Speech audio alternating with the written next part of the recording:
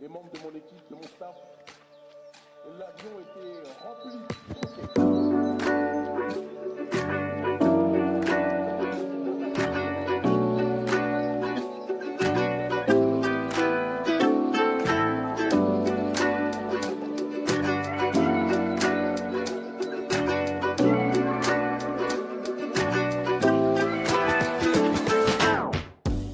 Devini Azote.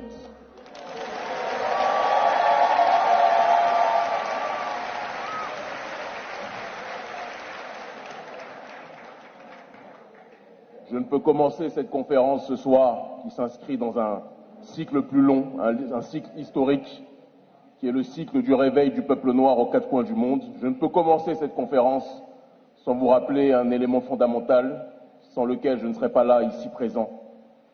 Cet élément est que je vous aime profondément, et que sans amour, notre peuple ne s'en sortira pas.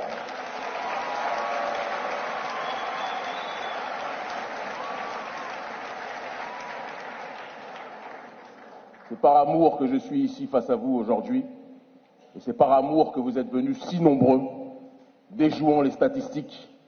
Je sais que lorsqu'on est passé en escale par Paris, puisque système colonial oblige pour arriver en Guadeloupe, malheureusement on est très souvent obligé de passer par Paris, les policiers, lorsqu'ils nous ont gardés, comme à chaque fois que l'on passe à cet aéroport, ils nous ont gardés environ 30 à 40 minutes, ils nous ont dit: vous êtes sûr que vous allez réussir à réunir du monde, monsieur Seba? C'est la période du carnaval, les Guadeloupéens ont autre chose à faire. Et je lui ai répondu: vous ne connaissez pas mon peuple, cher monsieur.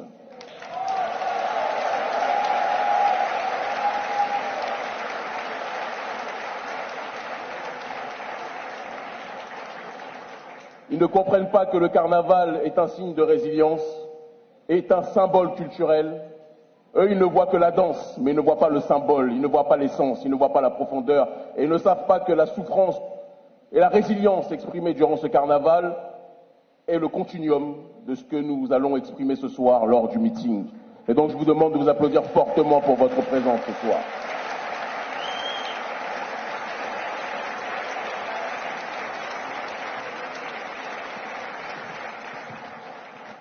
Je ne pourrais pas être complet dans mes propos introductifs sans saluer évidemment les services de renseignement qui sont présents dans cette salle aussi.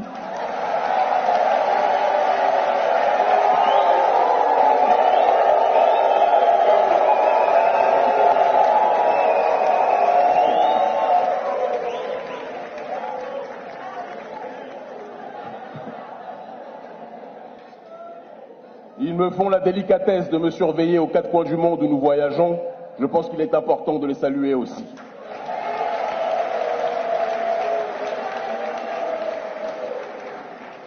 Et il faut qu'ils sachent que eux, s'ils ont décidé d'être les agents de Macron, nous sommes les agents de nos ancêtres Pakamo, et pour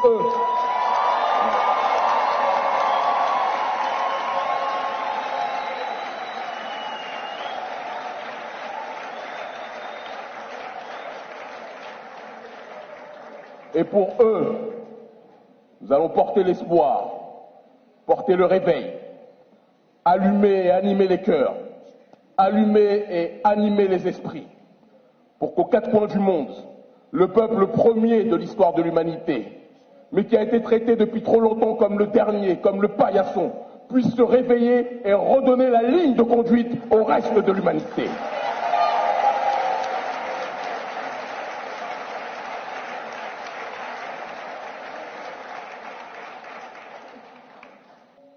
Je ne peux pas commencer ce meeting sans parler aussi de ceux qui sont détenus par ce système colonial que l'on présente comme un système démocratique.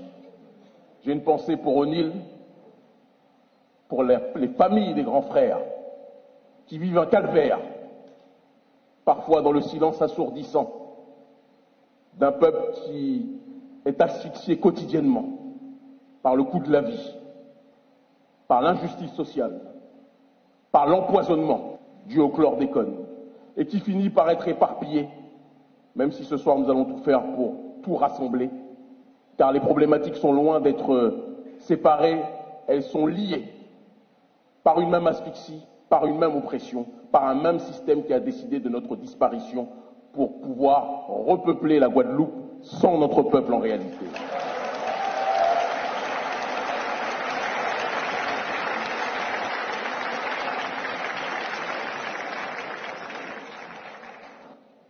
À ma sœur qui est présente au premier rang, une des plus grands soutiens des grands frères, je veux que tu saches que je t'aime, qu'on aime ton frère, qu'on aime les grands frères de manière générale.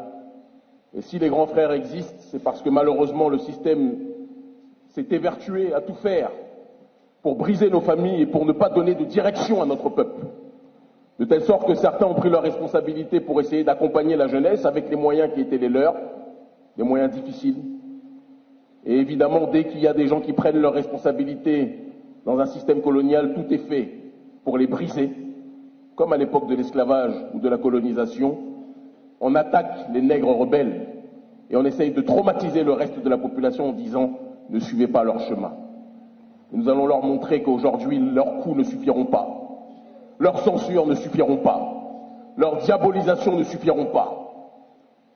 C'est l'heure de la rébellion et la Guadeloupe est le centre de gravité de cette rébellion dans les pays soi-disant d'outre-mer.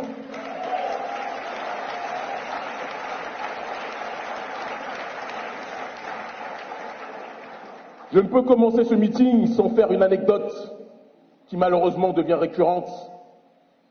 Une anecdote qui symbolise ce que notre peuple vit dans ces colonies qu'on appelle de manière impropre territoire d'outre-mer.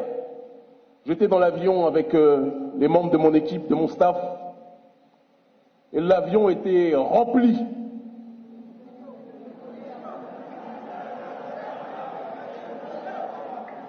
J'ai cru que j'allais en Suède. J'ai dit, quelle est votre destination? Ils m'ont dit dans un français parfait, Pointe-à-Pitre. J'étais choqué. Business class, même économique. Il fallait nous chercher à la loupe pour trouver des membres de notre peuple. On en sourit, mais cet événement participe à une stratégie qui a été forgée, conceptualisée depuis très longtemps. Après la prétendue fin de l'esclavage, pour moi l'esclavage continue sous une autre forme, en Guadeloupe, en Afrique et ailleurs, j'y reviendrai tout à l'heure, mais la stratégie du système de pilleurs que représente l'impérialisme français a été de tout faire pour contaminer, asphyxier, décourager la population qui a travaillé pour que la Guadeloupe soit une terre rentable pour la France et faire en sorte de donner la sensation à la jeunesse de notre peuple qu'il n'y avait pas d'espérance ici et qu'il fallait chercher le bonheur ailleurs. Est-ce vrai ou est-ce faux ce que je dis? Et dans le même temps, pendant qu'ils font croire qu'il n'y a pas d'espérance, il n'y a pas de boulot, il n'y a pas de possibilité de s'épanouir pour notre peuple ici, ils envoient en masse les leurs pour occuper les terres en Guadeloupe comme ils le font ailleurs. C'est leur habitude depuis des siècles, en réalité. Il est trop facile d'avoir travaillé les terres pendant 4 siècles et de partir en disant bon, on rentre en Afrique, on vous laisse les terres qu'on a travaillées, on vous donne les clés, vous pouvez profiter, vous pouvez aller à la plage, vous pouvez faire ce que vous voulez. C'est trop facile. C'est trop facile. Le Back to Africa, c'est libérer la Guadeloupe de la présence coloniale plus que jamais.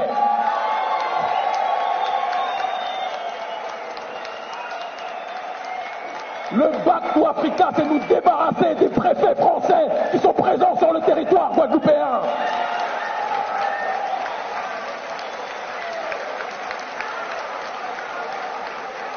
Le Back to Africa, c'est de mettre la Guadeloupe sur la carte du monde comme un pays souverain, un pays qui appartient à sa population et non pas à la puissance coloniale. Patrice Talon est le symbole de ce que Frantz Fanon disait, que du passage de la colonisation à la néocolonisation, ce serait le passage de colons qui étaient blancs au départ, ils le sont toujours mais ils sont un peu plus loin, et qui auraient maintenant, ça c'est moi qui le dis, un concubinage incestueux avec des colons noirs. Patrice Talon est un prédateur économique qui a concentré et qui pille toutes les ressources de l'État. Notre État n'est pas extrêmement riche, mais il y a quand même quelques ressources. C'est comme un homme qui voit 10 fruits, il y a un homme et il y a 9 autres hommes qui sont là. un homme vole 9 fruits sur 10 et laisse le 10e fruit pour les 9 autres qui doivent se partager. Oui. Et il dit qu'il est riche et que les autres sont pauvres. Non, c'est pas qu'il est riche, c'est un pilleur. Patrice Talon est un pilleur. Et c'est un pilleur noir qui s'associe au pilleur blanc. C'est pour ça qu'on le voit allègrement festoyer avec certains béquets. Oui. Je ne vais pas en dire trop pour ne pas poser de problème à qui que ce soit ici, mais vous savez ce que je pense. Je vais juste rebondir un tout petit peu sur Patrice Talon en vous disant que non seulement c'est un pilleur social, non seulement c'est un des plus grands pions du gouvernement français aujourd'hui en Afrique francophone. On a vu son agressivité pour essayer d'humilier le pays frère du Niger. On s'est activé, je me suis activé avec mon organisation et d'autres membres de la société civile pour le confronter, pour nous opposer à lui. On a réussi à faire monter l'opinion publique contre lui. Je le dis et je le répète face caméra, parce que je sais que tout ce qu'on dit est... Vous êtes venu en France alors, donc en France le message passera. Et même en Afrique, on nous voit aussi. Et puis de toute façon ça sera mis sur les réseaux sociaux, donc ça sera vu. Je dis au président Patrice Talon que nous sommes ses adversaires et qu'il ne faut pas qu'il pense que parce qu'il a les milliards de CFA, qu'il a les millions d'euros, cela lui donne le droit de vie ou de mort sur notre population. Notre pays, c'est le pays de Béhanzin, c'est le pays des Agodjé. Oui. On parle du film Woman King, les gens parlent de Wakanda, Black Panther. Le Wakanda réel, c'était la résistance et c'était le combat au sein du Dahomey auparavant. Et le Dahomey redeviendra le Dahomey. Et Patrice Talon, s'il est le pion de la France, il faut qu'il sache qu'il y a des gens qui sont les agents des ancêtres et qui se battront pour ces derniers jusqu'au bout. J'en fais partie.